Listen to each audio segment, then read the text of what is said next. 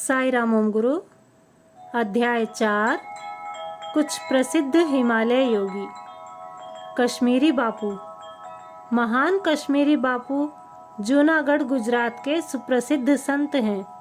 उनकी आयु का अनुमान लगभग 400 वर्ष लगाया जाता है। गिरनार व दत्तर पर्वत के मध्य घने वन में कश्मीरी बापू का आश्रम है। इन महात्मा के आश्रम पहुंचने के लिए पैदल यात्रा ही एकमात्र विकल्प है। कश्मीरी बापू वास्तव में कहाँ से हैं, यह पुख्ता रूप से कोई नहीं जान पाया है। उनका स्वर अत्यंत मधुर तथा त्वचा पश्चिमी लोगों की भांति गोरी है। उनके रंग से लोग उनके हिमालय या कश्मीर से होने का अनुमान लगाते हैं। उनकी अल्पी नामक ऊनी पोशाक कश्मीरी परिधान जैसी दिखाई देती है।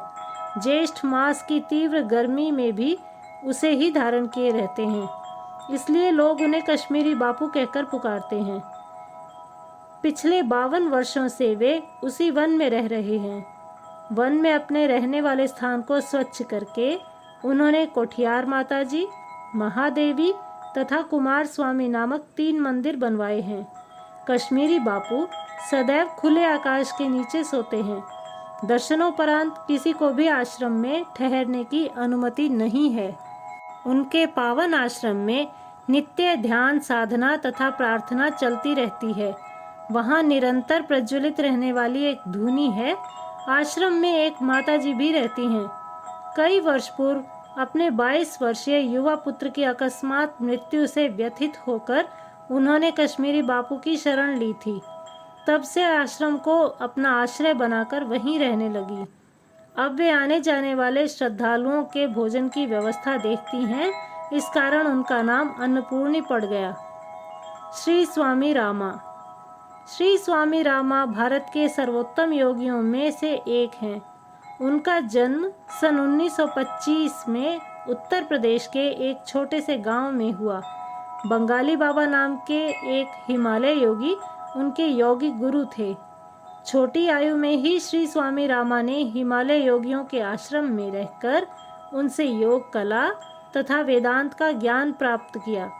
श्री स्वामी रामा अपनी कठोर तपस्या के लिए जाने जाते हैं। एक बार उन्होंने हिमालय पर मात्र 6 फुट लंबी और 4 फुट चौड़े आकार वाली छोटी सी गुफा, जिसमें वायु का प्रवेश भी संभव नहीं था, में 11 महीनों तक निरंतर तपस्या तथा प्राणायाम किए। इस साधना से उन्हें ऐसी सिद्धियां प्राप्त हुईं जिनसे वे अपने रक्तचाप, धड़कन तथा शारीरिक ताप पर नियंत्रण कर सकते थे।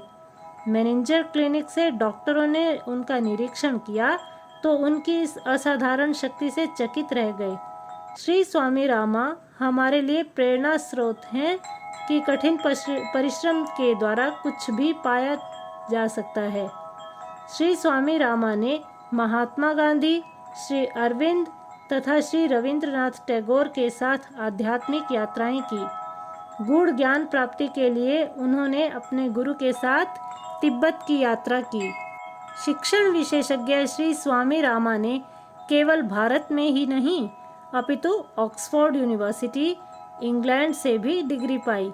केवल 24 वर्ष की आयु में वे दक्षिण भारत के करवीर पीठ के शंकराचार्य हुए। उनके द्वारा लिखित पुस्तकों में से living with the Himalayan masters सबसे अधिक प्रसिद्ध है। कानपुर में योग कला को प्रोत्साहित करने के लिए उन्होंने वहां Himalayan institute of yoga and philosophy नामक संस्थान की स्थापना की। श्री स्वामी रामा के सन्यासी बनने की घटना रोचक है। उनमें आध्यात्मिक तृष्णा देखकर स्वयं उनके माता पिता ने ही उन्हें सन्यास दिलवा दिया। उनके अलख तपस्वी गुरु बंगाली बाबा अपने शिष्य को कठोरता से ज्ञान देना चाहते थे। इसके लिए उन्होंने श्री स्वामी रामा को विश्व भ्रमण करने का निर्देश दिया। गुरु की आज्ञा का पालन करते हुए श्री स्वामी रामा ने 5 वर्षों तक विश्व भ्रमण किया, जिसके परिणाम स्वरूप वे सांसारिक मोह माया से आकर्षित हो गए। वापस आकर उन्होंने अपने गुरु को बताया कि यह संसार अति सुंदर है, यहाँ लोग सुखपूर्वक रहते हैं। उन्होंने अपने गुरु पर दोषारोपण करते हुए कहा कि उन्हें संन्यास धर्म दिलवाकर तथा सांसारिक सुखों से वंचित कर धोखा दिया गया है। यह सुनकर उनके गुरु उन्हें एक पर्वतीय क्षेत्र में ले गए और 2 भिन्न भिन्न दृश्यों से अवगत करवाया। पर्वत के एक ओर स्वर्ण भरा हुआ था, जबकि दूसरी ओर अनेक महात्मा साधना में लीन थे।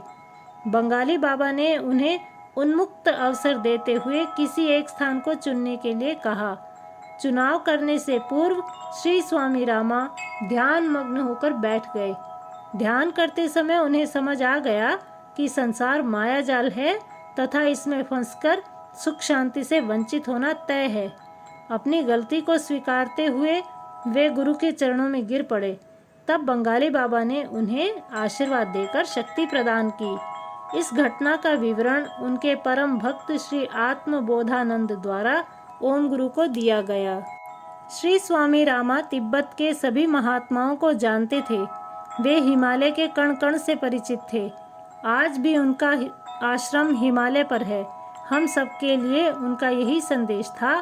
किसी भी प्रकार के भय से मुक्त होने के लिए आत्मज्ञान अत्यंत आवश्यक है। जय साई राम।